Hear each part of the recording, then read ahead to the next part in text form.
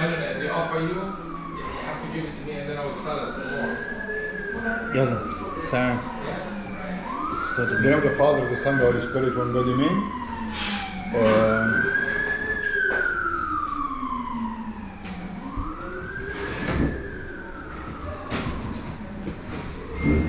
كل سنة وانتم طيبين. We start always. We are coming to the last month of the Coptic year, which is the month of Misra. And in the beginning of the month of Misra, we celebrate the fast of Saint Mary. So always the fast of Saint Mary start Misra first and ends with the feast of Saint Mary in Misra 16, 15 days. Misra first to Misra 15, the fast, and the feast is Misra 16, which is August 22nd, August 7th, August 22nd. It's the last month of the year. So the church pick readings for us as a reminder.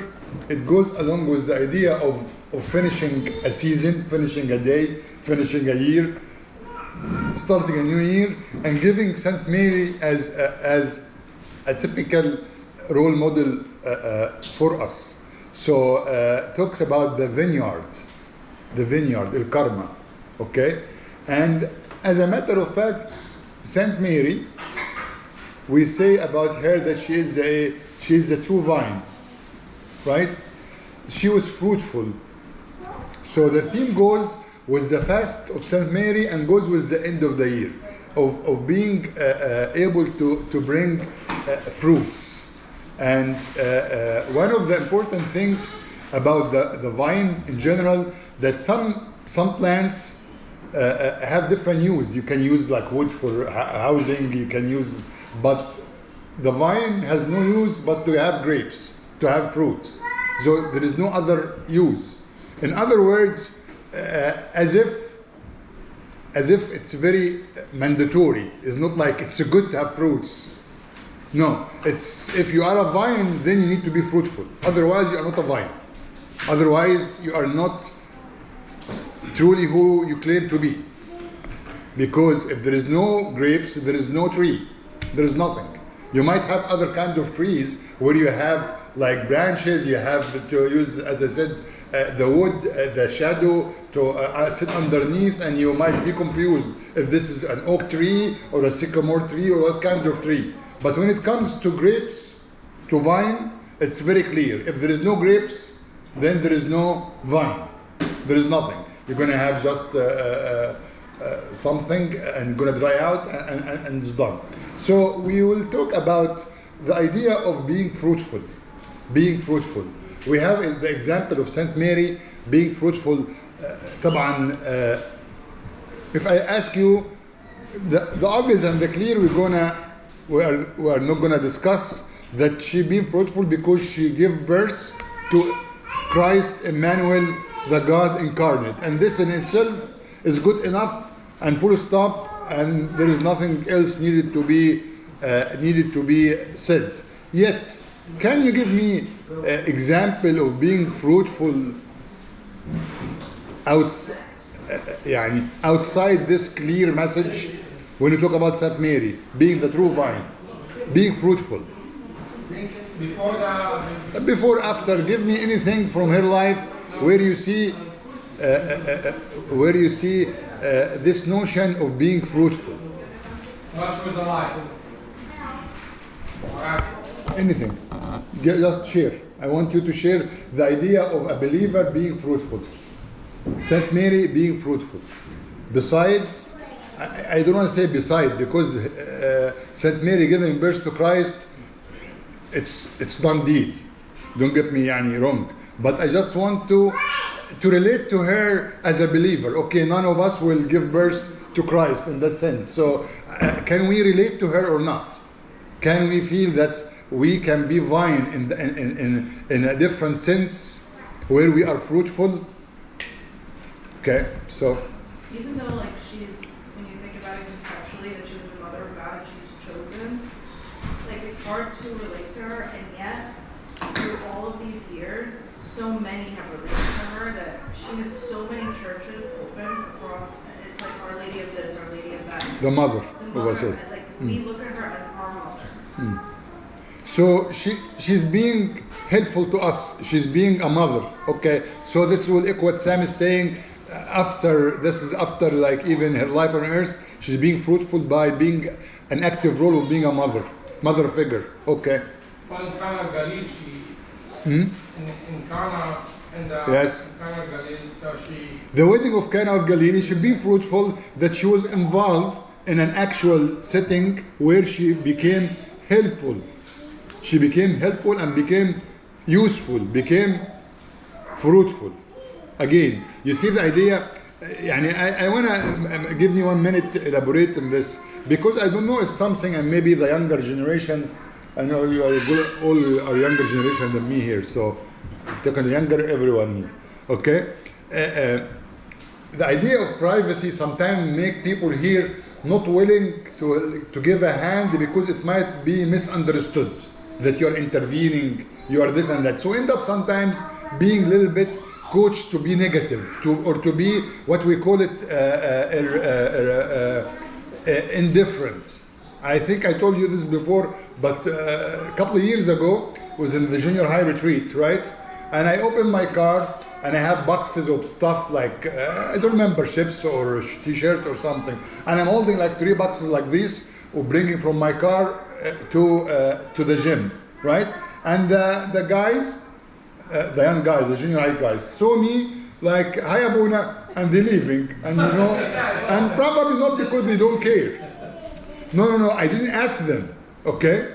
That's why I'm just trying to bring up the idea that sometimes the society here coach us to be indifferent and intentionally. I'm not going to assume bad intention here, okay? But the idea of, and I just thought, you know what? If anybody like from different background will be coming, just okay, let me help you. And to me, it's like a common sense. To them, it was not a common sense. I don't know. I don't want to interfere. I don't know what you're doing. So I don't want to, even with older people, these were junior high kids.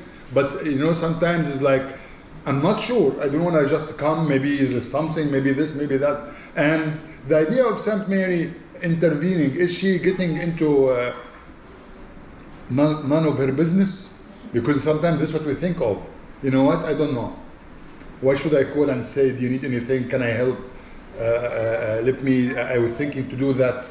Do we take a proactive role to being fruitful, or when only one asked to help? Because we don't want to, I don't know if you want to elaborate in this little bit. Is it a challenge? Is it, do I read it right, or it's just to happen like this, or you guys don't relate to that? The idea of being proactive and being involved in helping others without asking. I don't have to wait for somebody to ask me for help. What do you guys make of this? I think it's different kind of people. Are we talking about like the church community? Or Yeah. No, our church community, put in mind different generations and different backgrounds. No, the younger crowd, if you don't ask, I'm not going to help. Okay, why? That's the rule. So, why this is the rule now? Okay, Christine, you want to say something? I think it's it's generational. Like Generational. It's kind of in school or in work or whatever. Everyone's to themselves. You do your own stuff, and then, you know, if you ask me for help, sure, not me personally, but if you ask me for help, I'm happy to help you. But otherwise, you're fine. Why right? should I? Yeah, like everyone's fine. Everyone's doing their own thing. I think that's the idea. Yeah. We don't have to go far, by the way, at home. Let me just, I don't want to bring personally my kids into the, but I mean, it's not the junior high. So that's why I wanted to bring this up, because maybe we need to be aware and we need to do something to be more fruitful, because there is a lot of need, and there is a difference between being nosy, like getting into a business. So what's up? What's going on? How come you don't have enough line? Didn't you tell me? I should have told me. No. I'm not going to get into the details of the issue, but if I can help somehow, let me help. St. Mary did not, at least what we see in the passage, she just brought the issue to Christ to be solved. You wanted to say something? See, it's a different culture. Like some cultures, people who are born here, you have to ask them. You have to ask them. I don't they need think it's help, culture. they Yeah. need something, it's culture. That echoes what Christina is saying. The school system and the education, the culture is privacy. You know, the privacy rule. Yeah. Like, you know, I tell you one. Boundaries. So it makes it somehow, it's not like, no, that help. It doesn't go with this notion. It goes with mind your own business. So to help somebody without asking, you are not minding your own business. I think this is where the struggle is. Right? Something like that? But Okay. you can go to jail if you help someone. You can what? You can go to jail if you help someone. No, ده حاجة تانية. That's the subway system. Yeah, I mean, yeah. مش كده. If If you go just... he's broken and you try to help him and you broke him more, you'll go to jail. okay. Yeah, that's why they have this Okay. Samaritan law. Yeah. Well, by the same token, what happens also, and maybe somebody needs help, بس مكسوف يقول or doesn't want to say, مش لأن أنا I want to push myself Embarrass to my... people. Yes. You I don't want to be overburdened other people. Yeah, while in reality, I'm waiting for Mark to ask me, Nasser, are you okay? Do you need help with something? بس أنا نفسي, I don't want to say anything. I don't know if he was busy or I don't want to, you know, he has his own issues, you know, so I don't want to add to his issues. I mean, it's a simple idea too. And from what I've seen in the subway, if someone, like I've seen people like they drop the stuff on the floor, no one wants to pick them up to help, and they waited for that person to pick them up. Sometime, you know, like let's say if I go and help that person else, they feel like thank you for helping me, but like you're saying, society here now is like, hey, it's your issue, your problem. If you drop something, you pick it up. You know, there's Also, only some for me people to. worry about like, how are you going to take my intentions, right? Like, if I'm offering you help, what are you going to think my intentions are? What do you want from me? Yeah, like that, like Mina's saying, right? If someone drops something and I go pick it up, they're gonna think, are they gonna think, oh, they're helping me, or they're trying to take it from me, right? So it can be like viewed both ways. So I think that has to do with intention. Because most of manipulator that have been in my life, they always What? manipulator. Yeah. They always offer help. So I found, oh my God, someone that offer help. I was like, So let's sum up something with this point. As Christ said in the Gospel of the Vine, in the Gospel of St. John, chapter 14, every branch that brings fruits, he prunes. And pruning, it's a painful process. So helping, let's, at least from the discussion, let's agree, is not going to be convenient and well-taken. But we should be able to be fruitful and to help. Maybe we can make this statement out of this discussion. I should be willing to be fruitful and to be helpful, not waiting for somebody to praise me or anything, but you know what? For the sake of help and for the sake of being fruitful. I'm not saying to be unwise and just to go and put yourself into, I'm not talking about that. But I am willing to take an inconvenience and to go through a struggle, because fruitful does not mean just being nice. It means you're going to go out of your comfort, not just physically, but it could be involve a social encounter or being misunderstood or something. Am I willing to or not? Okay, so that's a good point to take from this. Somebody wanted to say something else about being fruitful, about St. Mary. And it's around the same idea when she went and helped Elizabeth. Elizabeth was pregnant at the same time, and yet they were both pregnant, and she might have said, oh, maybe she knows that I'm pregnant too, why doesn't she come and help me? Yes. Like, I'm in need, I'm younger, I don't have experience. But she didn't think of anything, she just went out and she helped. And it's not a stranger where she sees that there's help needed. She did it in secret, and she went out of her convenience and left her home just to stay there and see if she's ever in need. So you see, if we take away the theology of giving the birth of Christ, the very few events we have about St. Mary, wedding of Cana of Galilee, the visitation of St. Elizabeth, it's encounters of a fruitful person. A person who is able, even though she's a girl in a Jewish society, and she's young, and she is have no social status. She's not like back then. Maybe if you have children, like you know, like Rachel and Leah, they have the children, like you know, no social status. But she's been able to be fruitful. Okay, so being fruitful does not mean I have to be in a certain standard or in a certain title or in a certain anything. No, I am created to be Christ vine, the good vine, the true vine. He is the true vine. I am a branch that being able to be fruitful. Okay, so let's pick on that, and I will go with one element. I'm quoting actually today's first liturgies. Abuna Mina's he gave a very nice point here in St. Paul about the idea of fruit, but I'm going to just pick the same notion of the vine. So the church, I don't know, whoever goes to war at his own expense, who plants a vineyard and does not eat of its fruit, or who tends a flock and does not drink of the milk of the flock. Okay? And then I want to talk about verse 11.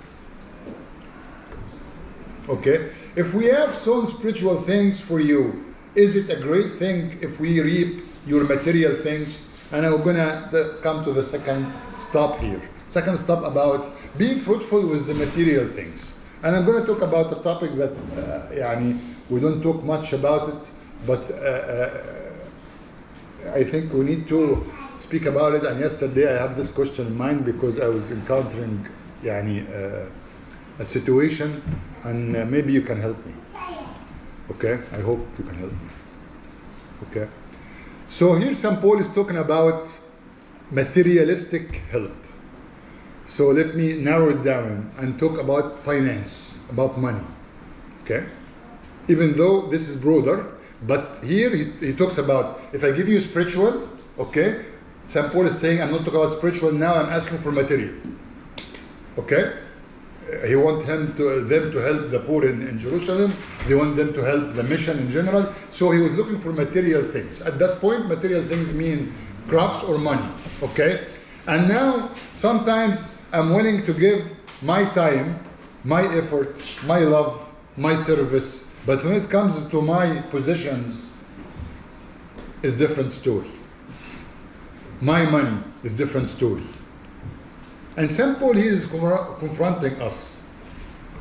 If God give us spiritual blessings, why is it hard that we become fruitful in material gifts? How will we deal with this issue? How will we deal with this issue? So,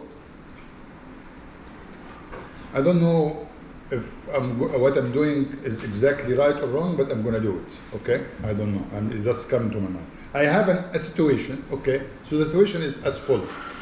Let me make it general first. People come as a priest in general. I don't make confessions on behalf of somebody unless somebody is young or is shy, so to help him out. So a guy first time coming 12 to 13 years old for confession and is worried to say about looking at the girls or stuff, so Abuna might voluntarily confess for him to help him out. You know what I mean? But as a principle, you repent and you confess. So Abuna is not going to confess in your behalf. Right? So in other words, if you're doing something wrong, you are the one who voluntarily need to say it. That's the rule, right? Even if Abuna know it. Okay? Now, if I know that you struggle with something and you never speak about it, okay? What do you think I want you as confessors to help me out? Okay? I need to ask more priests about that. That's why I said I don't know if I'm asking you is the right thing or not, but I want to hear from both sides, okay? So you as confessors, okay? So Mina's coming for a confession. And then I will tell Mina, I don't know, but out of care, out of worry, okay, I feel that you have a problem with using your phone. You have an obsession with the phone, and I don't see you talk about it much, and you need to do work about it, okay? I'm using an easy example, but to give the notion. What do you think? How, I know everyone is different, but I want you to think about it. How you take it, and should it be done or not? How I take this? How you take it in Abuna is quote unquote telling me I'm doing a sin that I didn't talk about it. So I never told Abuna I have an obsession with my phone is okay. Why he is assuming, why he's judging me, or maybe somebody told him that I use the phone a lot, or he sees me and again, just wait, okay? Because everybody I know is different, but I want you to bring into the picture because I think it's related to this. Because what I'm countering is something related to this little bit. Okay? Because money, let me put everything together so the whole picture is clearer. Money is a very sensitive issue. Okay? It's a sensitive issue.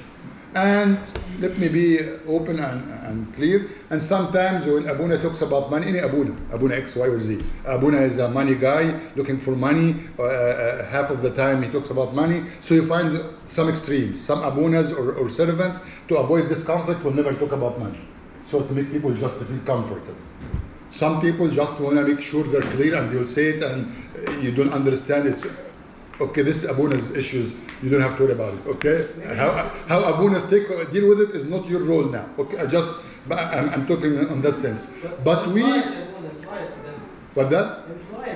Okay, okay. Just let's go back to the point and then we're going to open the discussion. So my question is that when it comes to material things, are we open? And is it okay if Abuna tell me, or is not okay?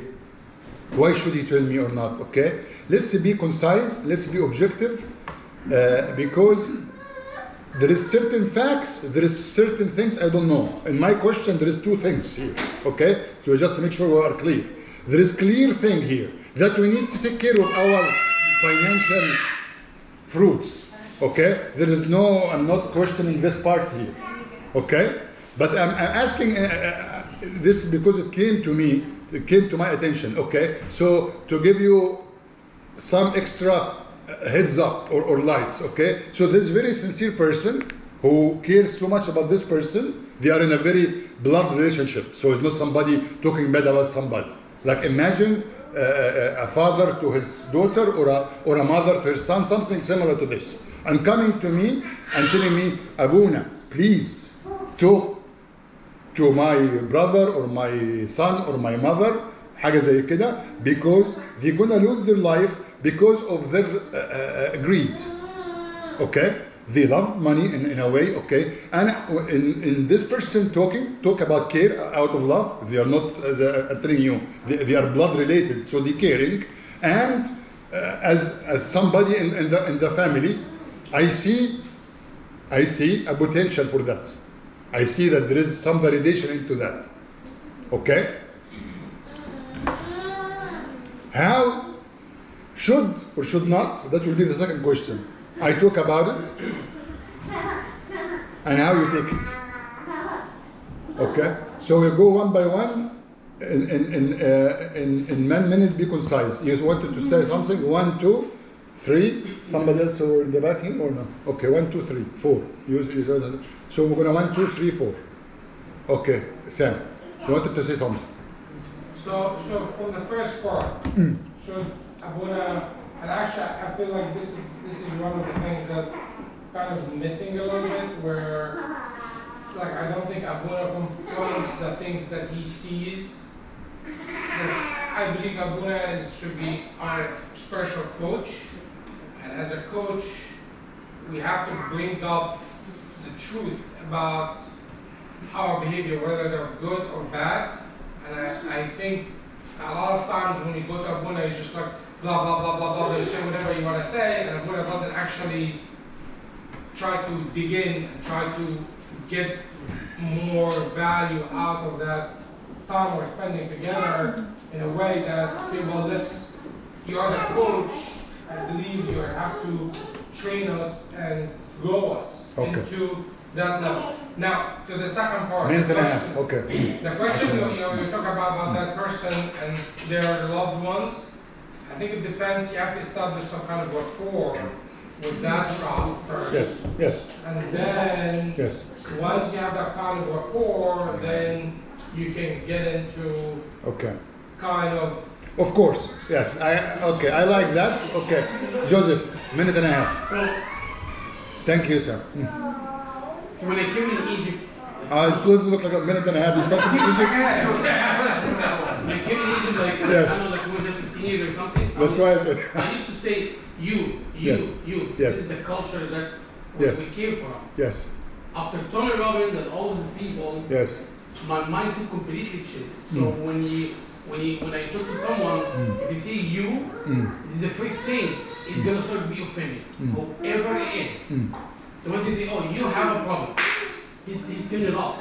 He's done. Okay. He's not gonna interrupt you again. Okay. But if I say, oh, I think, how about, and you try to tweak the words, you know, To tweak the words, like you don't go straight with be objective, not subjective. You're not coming to label him. You talk about the issue being objective, not subjective. Okay. So you mean you need to talk still, but to watch out how you talk. يعني be objective, not subjective. Yeah, and the word is you have a problem.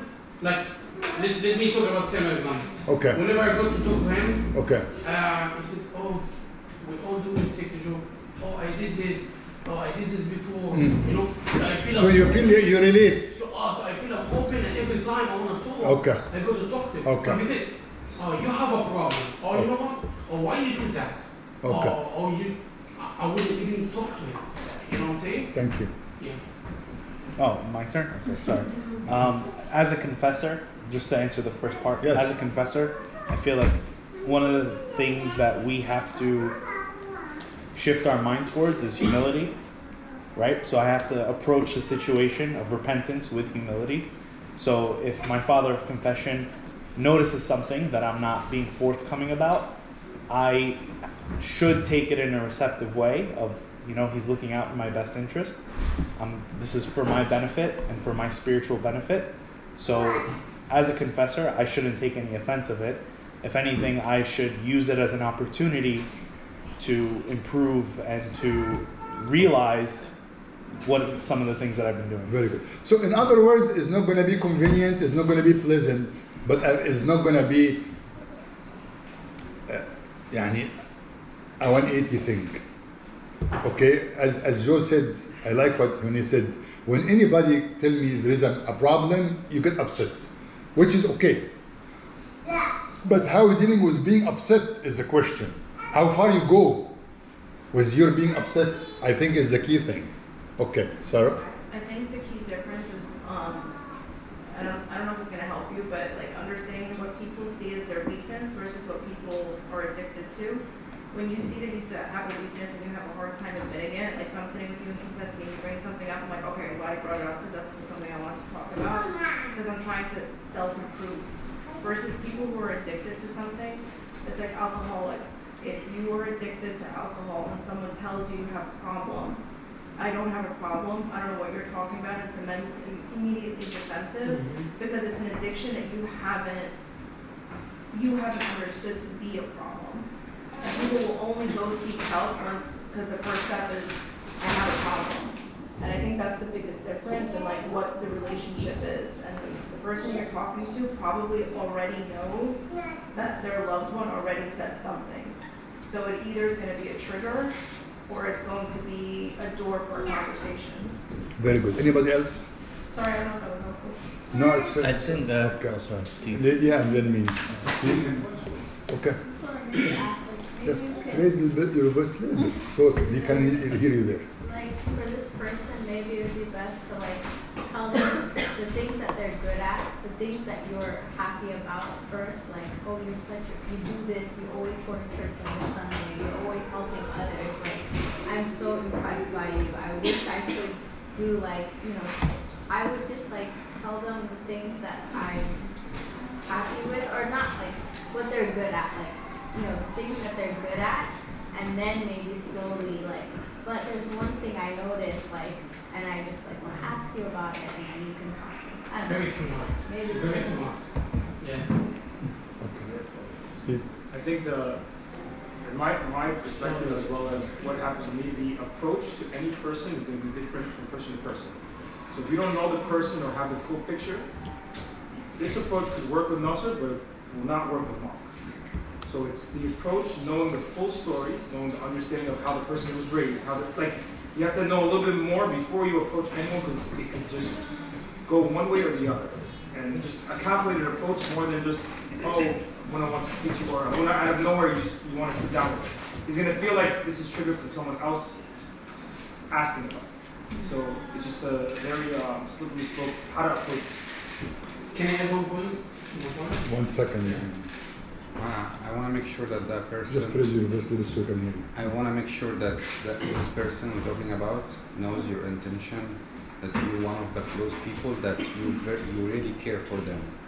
If they know that, I guess it matters. Second is, I want to know what's the mentality, because you use the example of the 16 years old trying to confess, so you're trying to help. Maybe he still have the same mentality, so he didn't grow up knowing that he has to say these things. My father of confession used to give me, because I used to be defensive, so he used to do two things. I used to write my in the servant book, or the lesson. Spiritual. So usually Abuna, before we say the lesson, Abuna signs the book or the lesson. So he writes a spiritual thing at the end from the fathers. This father saying. So he usually send me a message through this. When I read it back, I know what he want to tell me. So yes. And the second one, at the end of the confession, I keep saying, like, mine is like 2 minutes, right? So I keep saying all the stuff I do wrong. And he's like, at the end, he add one thing, is like, okay, we need to focus on, like, let's say cursing, we need to fix it, like, as a servant, we need to watch our tongue, and then add another thing, like, hey, we need to focus also on this problem, something I didn't mention. Okay. Mina, what this? How, like, when you, as a confessor, like what Mark is saying, raise your voice. So as a confessor, as a person who's going to confess, if you don't understand the sacrament of confession, if I'm going in, like with what Sam is saying, is this is my spiritual father, might bring embarrassing things, and might be embarrassing. A lot of people will get embarrassed for some things, but you expect out of your spiritual father to be blunt with you. You expect, when I go to my spiritual father to confess, this is what's going to happen. Now, some people are still spiritually immature, 90% of the time, that's what it is. But how we take it is very important. But if we don't understand the sacrament of the relationship of confession between us and our spiritual father, the barrier was always going to be there. It's always not going to, we're never going to really get to the next step of spiritual maturity.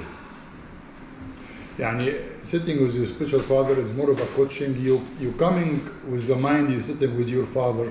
You're not coming for an evaluation, or you're not coming for a work report or something. You're coming expecting somebody to tell you how to do something. So you're coming with a mind that you need to be corrected, so it's easier to be received. You're not coming to be criticized or anything.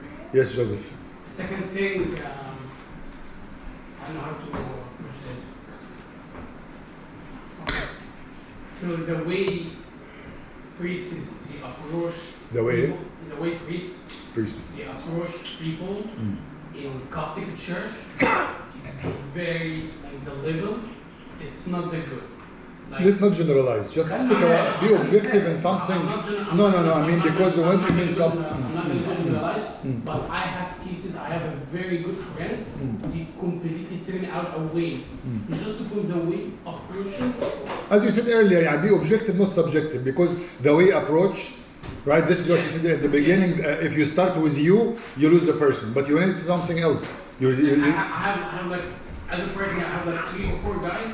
They completely turned out away from the church. I know they're very good guys, professional, blah blah blah. They completely turned away because of the way that you only echo the first message. Like, it's not what you say, is how you say it.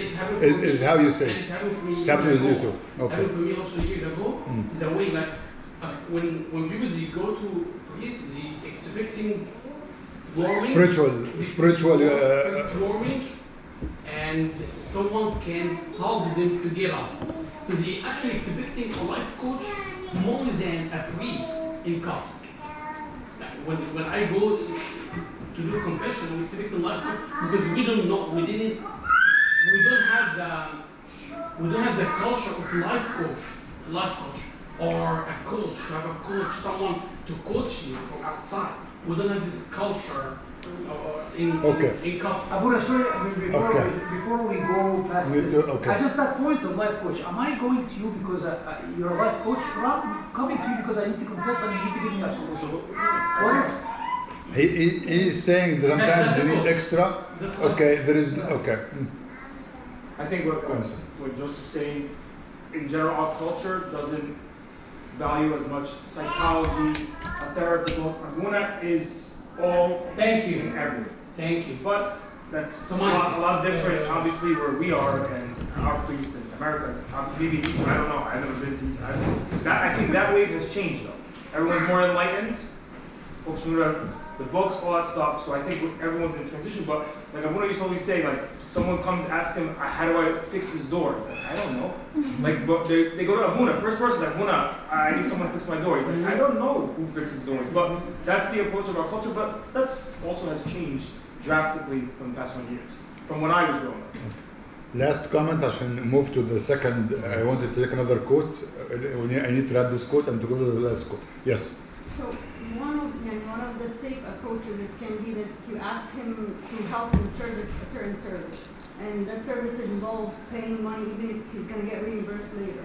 And maybe put him with a servant who's very generous to the church, and when he serves and he takes out of his pocket and serves. So maybe it will eventually be revealed to him that he has a problem holding on. Yeah, and you give him more techniques what to do. Yeah. Okay. So, first point, we talk about St. Mary and with her status, being a girl, able to be fruitful. Second point, St. Paul here is bringing to us to make sure we are being fruitful with our money, and we need to be aware that even though we live in a decent society, and most of us have a decent life, we have a struggle in being fruitful in general in this materialistic aspect, okay? As a community, I will tell you this as an observation, it's a very common struggle, and people do a lot of math, and people struggling with this, while it is a very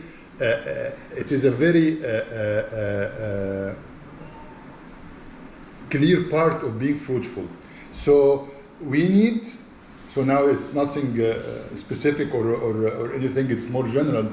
Every one of us can when you go home in your own personal, go and check it out, okay? Because sometimes we brush it off. Sometimes we feel it's okay. God cares more about the heart.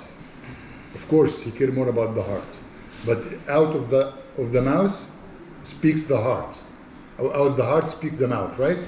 So the material things will reflect what's behind it most of the time.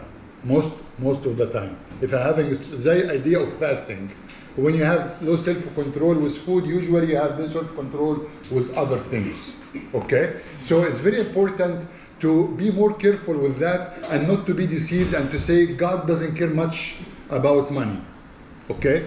It's very true, God doesn't care much about money, okay? But be fruitful in your materialistic gifts, money, time, all things, positions too, okay?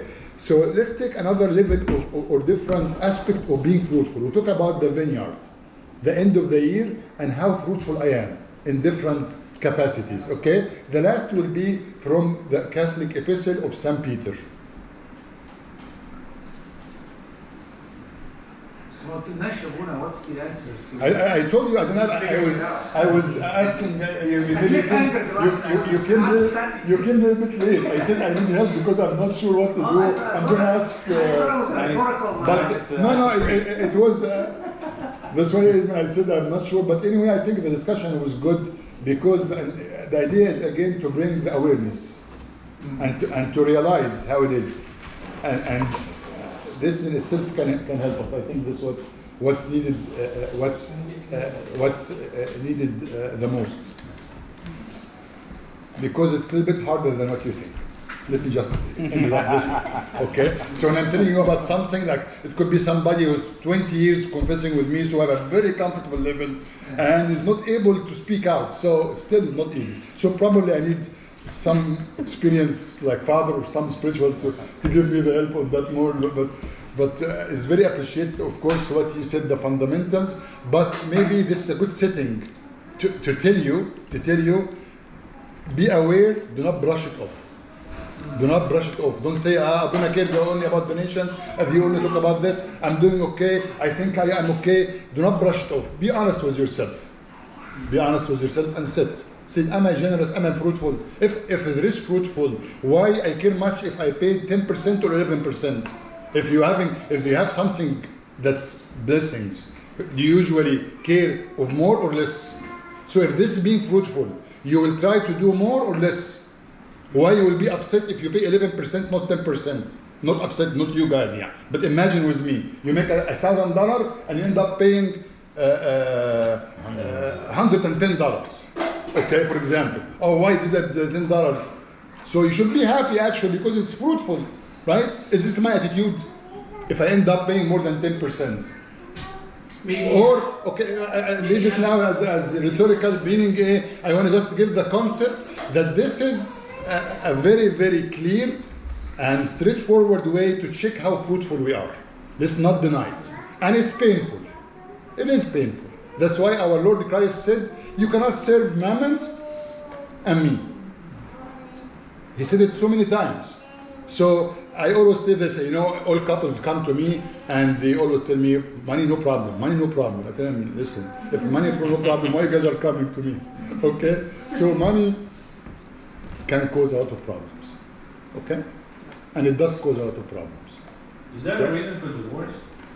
This is number 2 reason. Number 2 reason? Yeah. Like Yes, to allow divorce? Yes. I'm saying to allow. No, not allow divorce. What do you mean allow divorce? That's what I meant. No, he means like statistics. No, when somebody is giving allowance. I'm asking my question. If somebody, a guy is giving his kid 25 cents as an allowance, and he said, okay, you can get. We used to have a drink called Sandu or something, the orange. I don't know, you guys are young. Sunny D. You know the Sunny, okay? They can get the Sunny, okay? And the guy is working, okay? So I'm giving you an example of it could lead to something. And he's thinking that he's being wise with his money. Ya Habibi, no. This is a lot of money, no. Okay? This could lead to a divorce because the wife cannot live with her kids. But that's extreme case. But this is not our topic now. Not to. That's not my question. What was your question? Is it permitted? The church allows what? Divorce? Yeah. If money is the leading cause for a conflict thing between a man and a woman. Yeah. If let's say he's like withholding.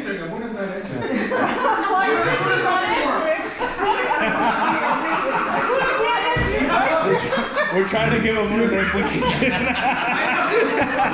The guy so good together.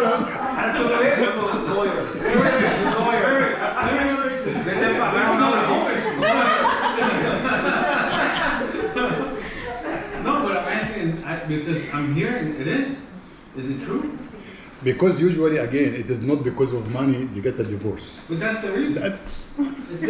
As I'm telling you, okay, this guy who abused his kids and they feel that they are neglected, they cannot get clothes, okay? This is not about money now. It's about child abuse. So you see the title is money, but it relates to a lot of sub-issues that this family is end up being broken family, and there is very, very damaging happening to this family. So there's a lot more, but I don't want to come out of the scope, but I'm just explaining. But I will use this to remind you that be careful. The love of money takes so many different ways and shapes. The love of money doesn't have to be, Abuna, I never wanted to have $10 million. All I needed to make sure I'm okay. What do you mean by okay? Okay, what do you mean by okay? I tell you one thing now, in 5 years, 10 million will be worth nothing. Okay? Okay? In 5 years, because of so it is not about how much money you make or not. It has nothing to do with that. It has nothing to do with that. It's my attitude with dealing with my material things. Okay? Let me just get a quote from here and then I'll come back to you. But عشان nrap the idea as we're coming in the end of the year, this is the main thought. We need to be fruitful. Okay? So we took out one aspect from St. Paul about material things. Then the second aspect is from St. Peter. Okay? Being fruitful in the life of unity, which requires humility, which requires to let go. Okay? So finally, all of you be of one mind, having compassion for one another, love as brothers, be tender-hearted, be courteous, not returning evil for evil, or reviling for reviling, but on the contrary, blessing, knowing that you were called to this, that you may inherit blessings. شايفين inheritance, be fruitful. Okay? So we need to be fruitful in our relationships. Earlier, 2 minutes ago, we talked about Abuna who cares and who loves me. If you tell me something I don't like, I might end up with a wrong attitude. Here is saying if somebody coming to you, reviling you already, he's not coming loving you or caring about you and try to advise you, somebody coming off at you. Okay? You can be fruitful in terms of maintaining the unity of faith. This is one important sign of having fruits, your ability to maintain. It's very easy to be schismatic. Very easy. You know what? These guys are crazy. You know, cops are so, American are so, and you give titles or you give labels. That's very easy to do that. Okay? But it needs labor to bring fruit of what? Of unity. That's why we say about this vineyard which your right hand has planted, Psalm 90, right? This is quoting from Moses, the prophet. Okay? It's one vineyard. To bring this one vineyard was not easy. Okay? That's why Moses was known as and the man Moses was a very patient, and there was no one more patient than him. This guy, 8 years earlier, he killed the Egyptian. Okay? But the fruits of the Spirit give him to what? To look how he can encompass the whole people. How to can accept everybody and to be very patient. This is the fruits. Okay? So we need to be fruitful in how we are able to contain issues. How we are able to maintain peace. How we are able to restore relations. These are all practical examples of what? Of fruits. Sometimes we like, I don't want to say artificial fruits, but very fake. يعني, we need to have real fruits. We have to have real fruits in my life. Okay? What do I bring to Christ? Do I bring peace to people? Do I bring unity together? What do I bring? We talk about material things. We talk about money. Okay. What about social life now? You see the level here? Now we're going into relationships. Okay? So, not returning. So this person coming to me, telling me, Abuna, I have a problem, which is very good. Now he's confessing. I get angry. But by the way, let me explain to you. I never get angry by myself. But when somebody does annoy me, okay, I tell him, I have a question. If you get angry in yourself, you think you need a priest or you need as somebody was saying, a psychologist or a coach life or a life coach or whatever you want to call him. A therapist, okay? You need a therapist. If you get crazy out of nowhere, you don't need a priest. Okay? But the whole issue of being Christian is your ability to what? Your ability to control your anger when you're upset. It's okay to be angry, but how far you become angry? How long it takes you? Very common saying. Once we have a conflict, me and Ramon, he remind me, you remember Abuna 4 years ago when you told me on the car when we were going to the retreat that, yeah, Ramon, you are, 4 years ago, yes, and we bring it back. This is how much unresolved in my heart. It's okay to be upset, you're a human being. Why are you holding for long?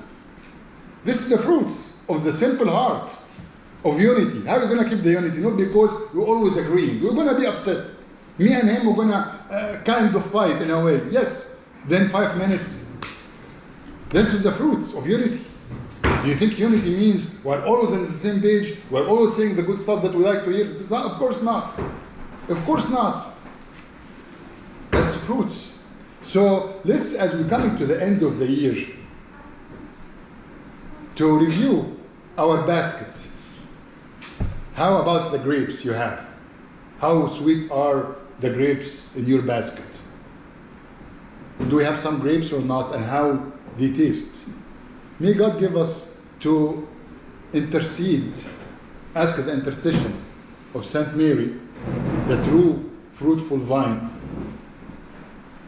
to help us to become as fruitful. We cannot be as fruitful, but to imitate her and to be fruitful in our life. God give us blessings. Give us blessings. Countless blessings. Right? Countless blessings.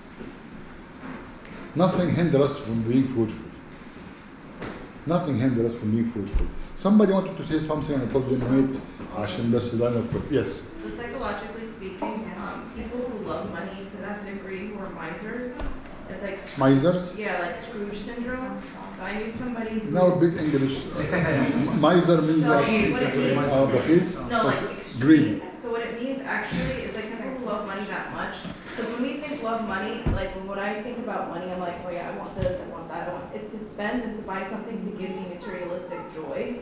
But people who truly love money don't spend money and want it where they can see it. Like I knew a guy who would buy, he had a room specifically for perishables that if it went on sale, he would buy it in bulk and leave it in the room. He wouldn't turn the heat on so people couldn't visit him. He wouldn't turn the AC on. He didn't have a nice car. His house was gross. And you looked at him and you asked him, what's the point? I love money. I want my money where I can see it, not to spend. And then when you do that, you can't not only just give, you can't be courteous, you can't be forgiving, you can't be kind. It's all of these things, and it was the previous verse. It's all of these things that you give to other people, like love, tender, courteous. You can't do it because your addiction and your love to something, you can't even spend it. So it becomes why even have it. You have a good point, but I may disagree with you on something, because one of the talks we give for couples is about how the love of money take different shape. So actually we start with the scenario of the quote unquote, which most of the cases, not all the time, the woman likes to spend. Yeah. Okay, and the guy wanted to save. Okay, so the question was, who loves money, who doesn't love money? So the clear answer, both of them love money, but in different shapes or ways. I love money as paper, number. I love money as possessions, because they are assets, or it's materialistic things. It's my car. Still it's money. Okay, I could have a simple car and with the rest of money do something else. Okay, so that's why I told you, and this could be another topic by itself, yani, to talk about money. Okay, it could be a topic to discuss if you guys like, but it is very deceiving, because the love of money takes so many different ways. Okay, it can be in positions, it can be in numbers, it can be you can be very poor and you have money. You feel that you are miserable because you don't have enough money. So it is not the love of money means you have a lot of money. No, there is people who are very poor, who are locked. They cannot enjoy their life. They cannot be fruitful because they miss what they love, right? You know, God is not fair. God is not good. He doesn't give me my friend here who went to the same school. He's making X amount of money. I cannot even find a job. In a way, okay. So we need to be careful. But I want to take the positive note now. I don't want to talk about the love of money. I don't want to talk about this sin in particular, but I want to talk about the virtue of being fruitful with money. Okay? Are you still counting the 10? Put it for me and for you like this. Okay? If I am still struggling with the 10% mark, then I have issue. Okay? I'm not saying a Bible verse. I'm just giving a suggestion. You deal with it the way you want it to deal. Okay? If we look at it as being fruitful with, then our attitude should be different. Okay? If I'm still struggling, then I'm struggling. Okay, this is very يعني simple way to say it. So we need to be يعني dealing with it. But يعني when you said something quickly with Sizer Gala, you said fake fruits. What are fake fruits? Like the fake talents. You know, sometimes when we want to say God gave us talent, so somebody knows how to sing, somebody knows how to play, يعني, which are okay, but it is not only singers and players. So I don't know how to sing, how to play. أروح بقى أرمي نفسي. So sometimes we keep things in a very, very shallow way. So they look like a fruit, but they carry nothing. You know, when they told our Lord Jesus Christ, in your name we cast out demons, and he told them, I don't know you. There is no love, there is no forgiveness, there is no really humility. Okay, so it's fake fruit. You know what? We're doing this and we're doing that, and it's for the sake of doing them. They look good, they sound good, and we feel good about them. Okay, so these are not fruits for the kingdom. These are kind of fruits for me. I feel good about it. It's like we're good only here. It's like what we're that? Good in our it's like we're good in this circumference here. Once we go outside, all that just goes out. Like we really can be patient at work. We can be patient at home. It's like, you know, it's just like here. Yeah. We've only. Yeah, it's like the guy who told me I'm angry. Ali, if you are good with me, I never get angry at you. Tell you, listen, that's fake fruit. You don't have a peace. If it's peaceful around you, you are at peace, not because you have peace, because nothing pushed you. But what's inside? You remember when we said about if I shake this cup, if there is coffee, we'll spill coffee. If there is tea, we'll spill tea. So what's inside you, this is the fruits of the Spirit. Okay? You will know it by. Why can I ask a question? Sure. But see, we have 1 minute. It's 9:29. Go ahead. Yes? Go ahead. Why are you thinking angry is only psychological problem? Like being angry, based on what happened, what's the issue? Could be kind of sleep apnea. Someone has sleep apnea. Yes. And the sleep apnea causes. Or if you're diabetic. If you are diabetic. It could be bad habits. Bad habits. If you have high blood pressure. Yeah. And these bad habits causes anxious. Anger is not a sin by itself. Anger has so many different reasons. Okay. One topic we can give things medically it causes you to be nervous. Yes. Okay. Yes. So blood pressure. But blood pressure and being diabetic, they are related. Through three of them, I don't remember them exactly, but there is some medical things. I have them in like. Blood pressure, high blood pressure is a result of sleep apnea. So if you have a sleep apnea, obstructive sleep apnea, or severe sleep apnea, you're gonna have high blood pressure. Yes. So there's so many things. Yeah. But in general, they are 80% beside being exhausted. يعني sleep apnea, not sleeping, and this and that, have medical. They have reasons. They are not sin by themselves. Low self-esteem cause anger. Pride cause anger. Greed cause anger. So usually, not always, usually they are a manifestation of something else. Okay? And some of them medical, as you said. Guess what? I found that even pride, even what you What? mentioned, even the pride, even what you mentioned right now, sometimes it comes actually from this issue. Why? Because I'm not comfortable in my own skin. Some people they're not comfortable.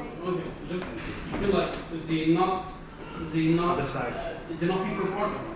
You know what I'm saying? So all the stuff. Not being comfortable. This is part of a spiritual issue, because not being comfortable. This relates to who I am and how God created me. So this uncomfort leads to other things. How about if I told you high blood pressure can make you uncomfortable? Yes, of course. I said high blood pressure, diabetic. Yes. All these issues. Yes. True.